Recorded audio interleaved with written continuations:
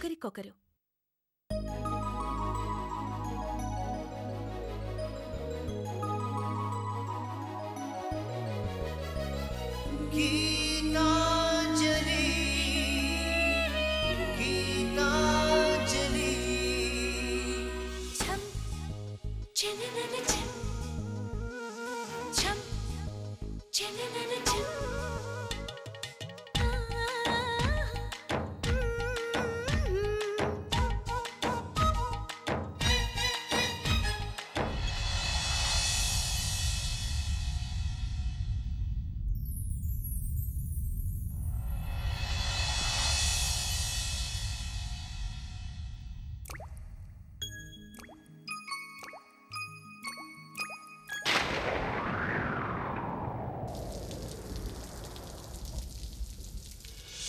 చినుకై చిరు జల్లై మన మనసులు కురవాలి,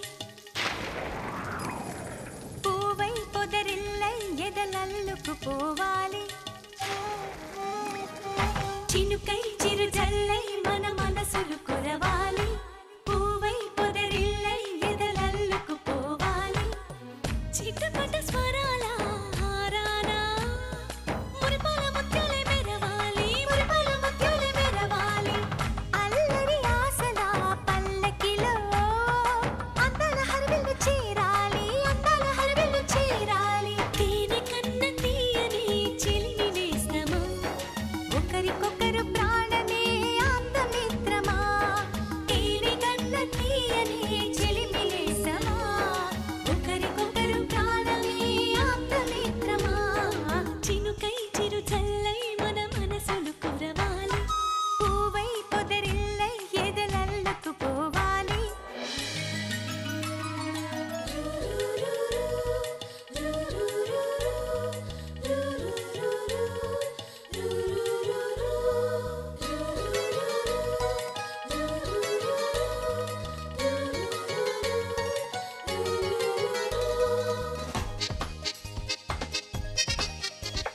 కొండపల్లి కొయ్య బొమ్మ నీకో బొమ్మ నాకో బొమ్మ, కొయ్యపల్లి నెమలి కన్ను నీకో కన్ను నాకో కన్ను. నిర్మలపట్నం బొమ్మల పలక నీకో పలక నాకో పలక, చిన్నపట్నం బంగారు గొలుసు నీకో గొలుసు నాకో గొలుసు.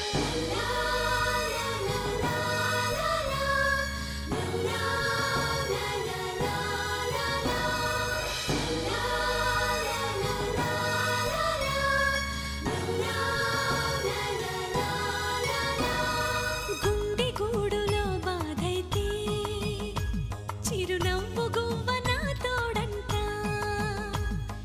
మండు వేసవే ముసిరేస్తే మంచు కొండ నీ నీడంట.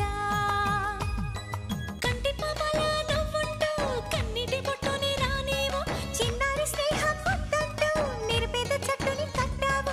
ఎన్నెన్ని జన్మలకైనా మనం ఇలాగే పుట్టాలి, తరాలు మారుతున్న గీతాంజలుండాలి.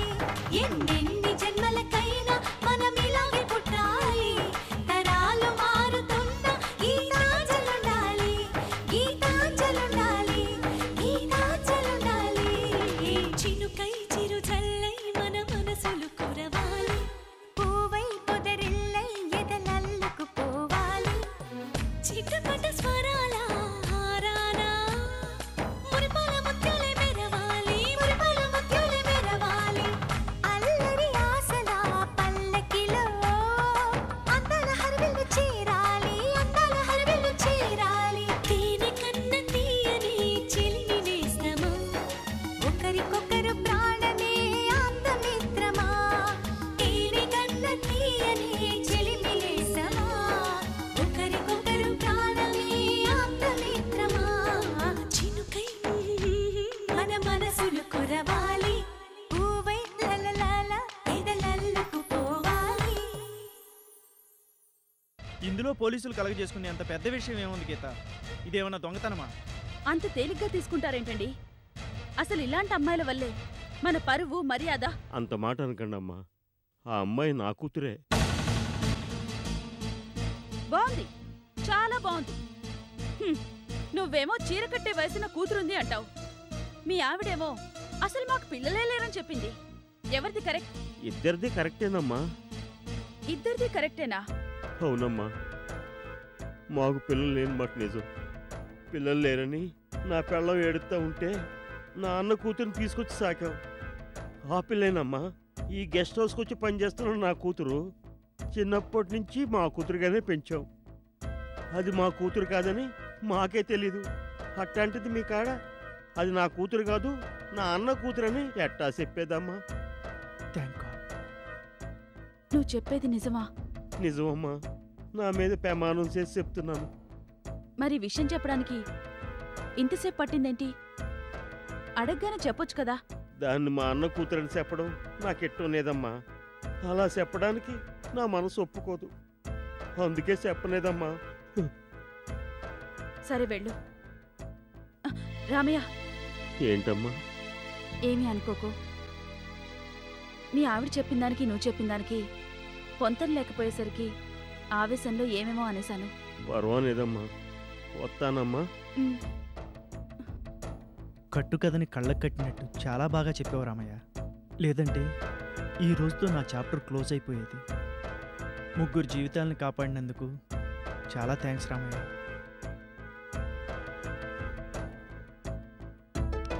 ఏంటండి, ఏం ఆలోచిస్తున్నారు?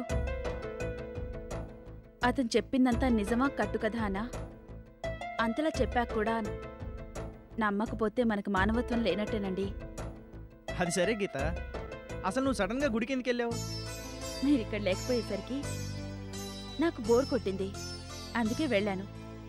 ఫోన్లేండి, మంచిదైంది. ఈ విషయం తెలియడం కోసం ఆ దేవుడే నన్ను తన గుడికి రప్పించుకున్నాడు. మేము ఇక్కడి నుంచి తొందరగా వెళ్ళకపోతే అంజలి విషయం బయటపడిపోతుంది. ఏంటండి మళ్ళీ ఎక్కడికో వెళ్ళిపోయారు? ఏం లేదు గీత, మనం హైదరాబాద్కి వెళ్ళిపోదామా? ఇంత సడన్ గా ఈ ఆలోచన మీకెందుకొచ్చింది? అబ్బా, ప్రతిదీ అనుమానించకు. మనం వచ్చి చాలా రోజులైంది. అక్కడ మా నాన్నగారికి ఎలా ఉందో ఏమో. ఇదంతా మీ నాన్నగారి మీద ప్రేమ, బిజినెస్ మీద లవ్వా? ఛా, అదేం లేదు, నాన్నగారి గురించే. ఓకే, మీరు నన్ను అర్థం చేసుకున్నారో లేదో కానీ ఈ అర్థంగి మాత్రం మిమ్మల్ని బాగా అర్థం చేసుకుంది. నా రెస్పాన్సిబిలిటీస్ ఏంటో నాకు బాగా తెలుసు. మీరు వెళ్ళిపోదామంటే అలాగే వెళ్ళిపోదాం. Thanks Geetha, thanks for your cooperation. అయినా నేను బలవంతంగా ఉంచినా మీ మైండ్ అక్కడే ఉంటుంది. ఏమండి, మీరే కాదు, మీ మైండ్ కూడా నా దగ్గరుంటేనే నాకు ఇష్టం. అందుకే వెళ్ళిపోదాం అంటున్నాను. అక్కడుంటే ఆఫీస్లో మైండ్ ఆఫీసులో, ఇంటి దగ్గర మైండ్ నా దగ్గర. నాకు రెండు మైండ్లు లేవు Geeta. Okay mind, okay heart, okay wife, okay life. నాకు అంతే, ఒకే ఒక చంద్రు. ఇదిగోండి అయ్యా. రామయ్య, అయ్యా మేము వెళ్ళిపోగానే అంజలి గారిని ఇక్కడికి తీసుకొచ్చి అట్టాగేనండి అయ్యా. జాగ్రత్తగా చూసుకో. అట్టాగే అయ్యా. నన్ను ప్రమాదం నుంచి కాపాడినందుకు థ్యాంక్స్. ప్రమాదం నుంచి కాపాడడం ఏంటండి? అదే గీత, ఆ రోజు కారు యాక్సిడెంట్ జరిగినప్పుడు నన్ను రామయ్య కదా కాపాడింది. లేదంటే నాకింకా దెబ్బలు తగులుండేవి. అలాగా? మరప్పుడు చెప్పలేదే? చెప్పిన దానికి చాలా కంగారు పడ్డావు గీత. ఇది కూడా చెబితే కంగారు పడతావేమోనని చెప్పలేదు. ఏమండి, మనం రామయ్య అన్న కూతురికి, కాదు కాదు, రామయ్య కూతురికి ఒక బహుమతి ఇద్దామండి. ఇవ్వు గీత. రామయ్య, నీ కూతురు మా కోసం మా బెడ్రూమ్ని అందంగా అలంకరించింది. అందుకే ఈ బహుమతి ఇస్తున్నాను. ఇది తీసుకెళ్ళి నీ కూతురికివ్వు. అట్టగేనమ్మా. నా కూతురి చీర చూస్తే చాలా సంతోషిస్తుందమ్మా.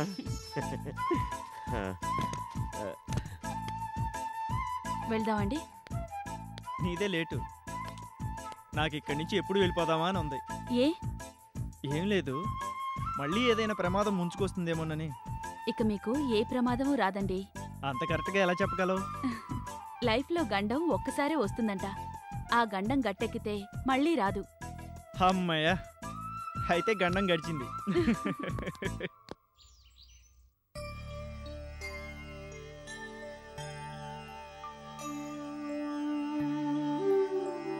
సీతారాముల్లారా, భార్యాభర్తలు ఒకరికొకరు దూరం అయితే ఎంత మనోవేదన అనుభవిస్తారో మీకు తెలుసు. నా గీతకి, చంద్రు గారికి అలాంటి పరిస్థితి రాకుండా చూడండి. వాళ్ళిద్దరూ జీవితాంతం కలిసుండేలా చూడండి. నా వల్ల వాళ్ళు హనీమూన్ సగంలోనే వెళ్ళిపోయారు.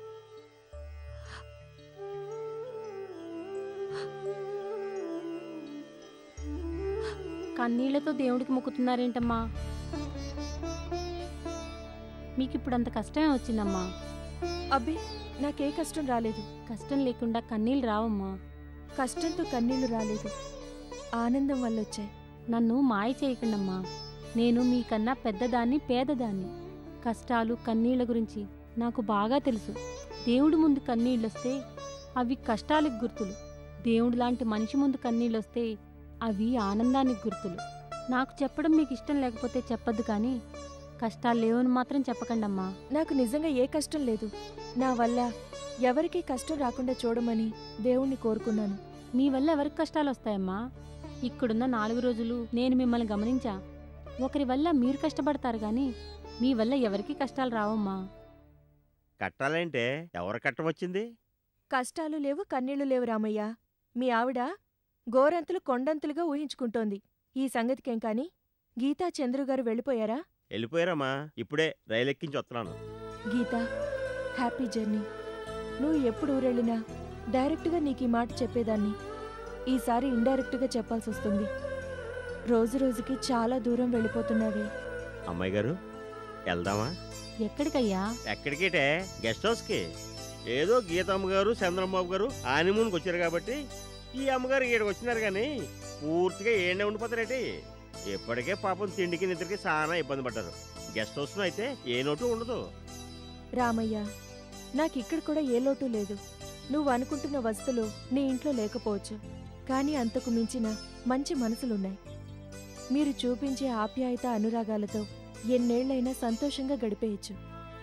అమ్మాయి గారు, మీరు మమ్మల్ని మునోసెట్ ఎక్కించేస్తున్నారమ్మా.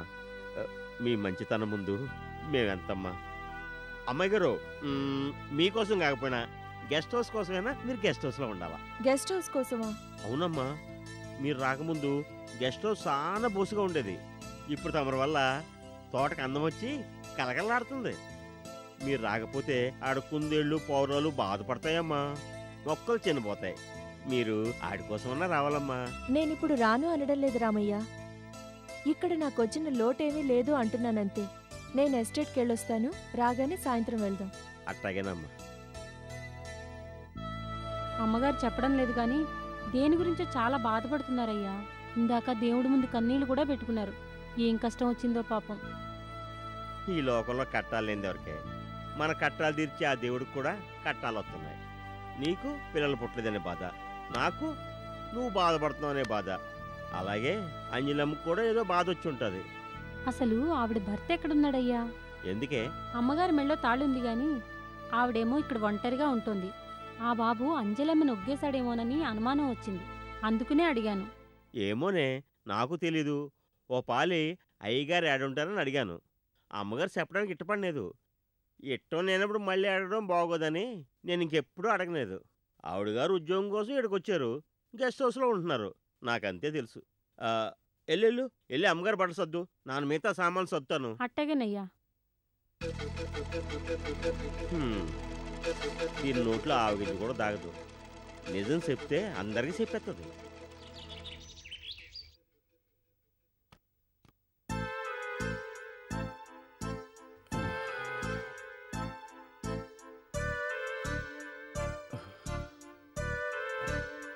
మీకెంత చెప్పినా కానీ మీ మాట మీదే కదండి. ఎంతసేపు ఆ ఫైల్సే ప్రపంచమైతే తలనొప్పిగాక ఇంకేమొస్తుంది? ముందు టాబ్లెట్ వేసుకోండి.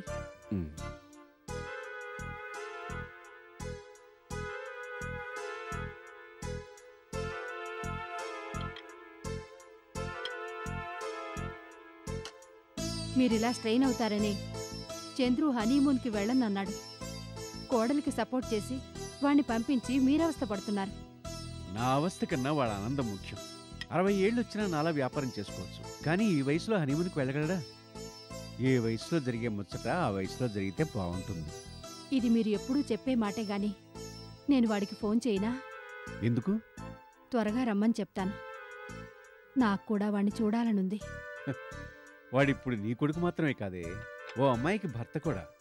నీకు చూడాలనుందని ఫోన్ చేస్తే వాడు వెంటనే వచ్చేస్తాడు. అప్పుడు ఆ అమ్మాయి బాధపడుతుంది. ఇప్పుడు నీ సంతోషం నా కష్టం కన్నా వాళ్ళ ఆనందమే ముఖ్యం. అది మర్చిపోకు.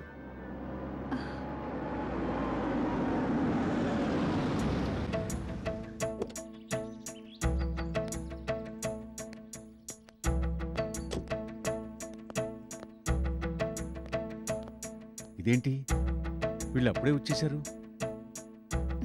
ఈ అమ్మ మనసు వాడికి తెలుసండి.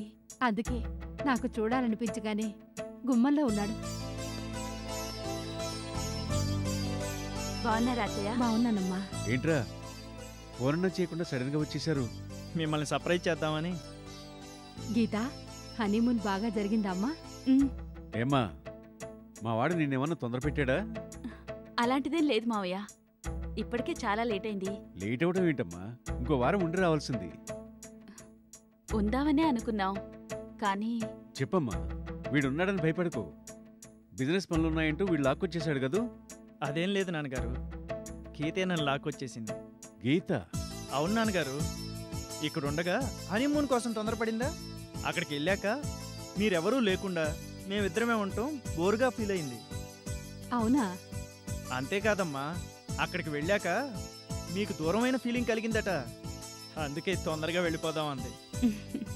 నిజంగా మా మీద ఇంత అభిమానం చూపిస్తున్నందుకు నాకు చాలా సంతోషంగా ఉందమ్మా. ఏమ్మా వీడు చెప్పిందంతా నిజమేనా? నిజమే మావయ్య, అందుకే వచ్చేసాం. అది కాదమ్మా. ఏంటండి ఇది? ప్రయాణం చేసొచ్చిన వాళ్ళని హాల్లోనే నుంచోపెట్టి సందేహాలు సమాధానాలు ప్రోగ్రాం పెట్టారు. వాళ్ళని లోపలికి వెళ్ళివ్వండి. కోడలా, ఈ నింతే గాని నువ్వేం పట్టించుకోకు.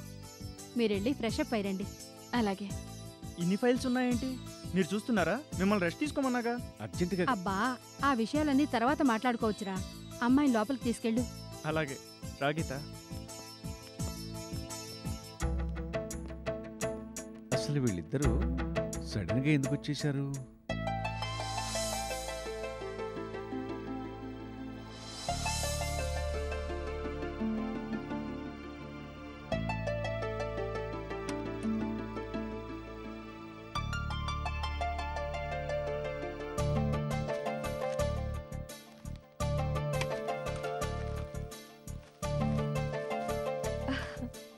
ఈ చీర నాది కాదే, గీత మర్చిపోయిందేమో. రామయ్య! ఎంత ఇష్టపడి కొనుక్కుందో పిచ్చి మొద్దు. అది నచ్చిందల్లా సాధించుకుంటుంది, కానీ మిస్ చేసుకుంటుంది. మళ్ళీ కావాలని ఆరాటపడుతుంది. ఎలాగైనా ఈ చీర దానికి పంపించాలి. ఏంటమ్మా పిలిచారు? గీతమ్మగారు ఈ చీర మర్చిపోయి వెళ్ళిపోయారు. నువ్వైనా గుర్తు చేసి ఇవ్వద్దు. అమ్మగారు ఈ చీర మర్చిపోలేదమ్మా, మీకిమ్మన్నారు. నాకా? నేనిక్కడ ఉన్నానని గీతకు తెలుసా? గీత నాకు చీరిచ్చిందా? మీకంటే మీకు కాదమ్మా, ఈ మొక్కలు కుందేళ్ళు పెంచింది ఎవరిని అడిగితే నా కూతురని అబద్ధం చెప్పాను కదమ్మా. ఈ గెస్ట్ హౌస్ని ఇంత అందంగా తీర్చిదిద్దినందుకు బహుమతిగా నా కూతురికి ఈ చీరమ్మని ఇచ్చారమ్మా. అది మీకిద్దామని ఇక్కడ పెట్టానమ్మా. నా కోసమా? అవునమ్మా, నాకు లేని కూతురికి ఈ చీర ఎలాగిస్తానమ్మా. అయినా ఈ మొక్కలు కుందేళ్ళు పెంచింది మీరే కదమ్మా, కాబట్టి ఈ బహుమతి మీకే చెందుతుంది. దయచేసి కాదనకుండా తీసుకోండమ్మా. అలాగే రామయ్య. అయినా వద్దని ఎలా అనగలను? ఇది నా గీత కొన్న చీర. అది నాకెన్నో చీరలు కొంది. ఇక మీదట అది కొన్న చీర కట్టుకునే అదృష్టం నాకు లేదనుకున్నాను. నీ వల్ల మళ్ళీ నాకు అదృష్టం కలిగింది. చాలా థ్యాంక్స్. వస్తానమ్మా. గీత, నువ్వు నన్నెందుకు అపార్థం చేసుకుని దూరం అయ్యావో నాకు తెలియదు, కానీ మనం కలిసుంటే నీ పెళ్లికి నాకు చీర కానుకగా ఇచ్చేదానివి. మనం విడిపోవడం వల్ల మిస్ అయిన ఆ కానుక ఈ రూపంలో నాకు దక్కింది అనుకుంటాను. ఈ చీరని నీ పెళ్లి కానుకగా అపురూపంగా దాచుకుంటాను.